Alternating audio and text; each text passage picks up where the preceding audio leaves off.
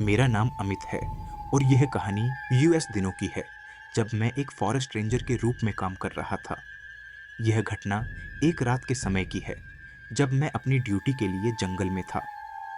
वह रात का माहौल असाधारण था। चांदनी देवी अपनी धुंधली किरणों से प्रकाशित हो रही थी, जबकि जंगल की गहरी छांव ने मुझे एक अजीब डर महसूस करवाया। मैंने जंगल के अंदर गाड़ी रोकी और अपने बाइनोकुलर से बाहर देखने लगा। जंगल की शांति को तोड़ने वाला कोई भी आवाज नहीं थी।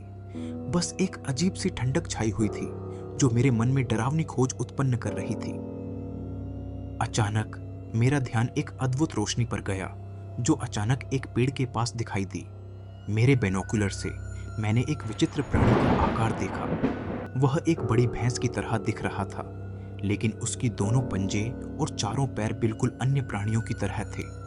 मेरा दिल गड़गड़ा गया। क्या यह कोई अज्ञात प्राणी है या कोई शैतानी रखवाला? मैंने जल्दी से रेडियो पर अपनी रिपोर्ट किया और फिर अपना बंदूक हाथ में लिए उस दिशा में दौड़ा जहां मैंने वह प्राणी देखा था। लेकिन जब मैं पहुंचा तो वहां कोई नहीं था। मुझे लगा कि शायद मैंने कुछ गलत देखा।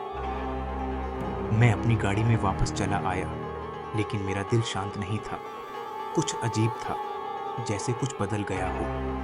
गाड़ी की लाइट्स चमक रही थीं और जंगल की गहरी छाया अब भी मेरे साथ थी। लगा कि कुछ बुरा होने वाला है।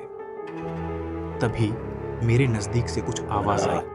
वह एक उल्टी की आवाज थी, जो मुझे डरावनी लगी। मैंने गाड़ी को रोका और बाहर देखने के लिए उतरा। वहां थोड़ी दूरी पर मैंने वही प्राणी फिर से देखा, लेकिन इस बार उसने मुझे भी देख लिया था।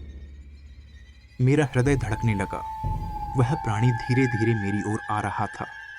मैंने उसे रोकने के लिए अपनी गाड़ी की तरफ दौड़ा, लेकिन वह मेरे पीछे आ रहा था। फिर उसने अपनी असली सूरत दिखाई। वह एक वेयरवुल्फ था। उसकी आंखें लाल थीं और उसके दांत चमक रहे थे। उसे देखकर मेरा पूरा शरीर ठंड पर गया।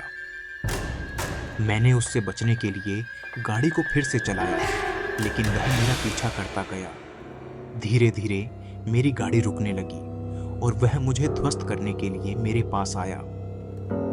जीवन और मौत की एक ताकती लड़ाई थी, पर मैंने अपने आप को संभाल लिया।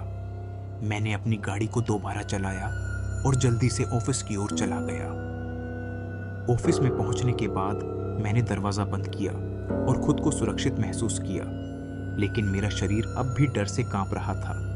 क्या वह प्राणी मेरे पीछे आ गया? क्या वह मेरे पीछे आकर मुझे मार डालेगा? फिर मैंने अपने वेबिंग बटन को खोला और अपनी असली रक्षा के लिए तैयार हो गया, लेकिन कुछ हो नहीं रहा था। धीरे धीरे मेरा मन शांत होने लगा और मैंने अपने थेरेपिस्ट को बुलाया। 1 घंटे बाद डॉक्टर पहुंचा। मेरे शरीर में कुछ चोटें थीं, लेकिन वे गंभीर नहीं थीं। मैंने ध्यान से खोला और उसने मुझे सलाह दी कि मैं अच्छे से आराम करूं। उस घटना को कहीं साल हो गए, लेकिन मेरा डर अभी भी बना हुआ है। क्या वह प्राणी फिर से वापस आएगा? क्या मैं अगली बार बच पाऊंगा, या फिर वह मुझे इस बार ले जाएगा?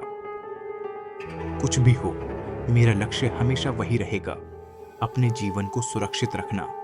और शायद एक दिन मैं उस प्राणी के रहस्य को सुलझा पाऊंगा। आज की कहानी खत्म होती है। अगर आपको कहानी अच्छी लगी तो लाइक कर देना, और इसी तरह के और भी कहानी सुनने के लिए चेएन नील को सब्सक्राइब कर देना। मिलते हैं अगले कहानी के साथ।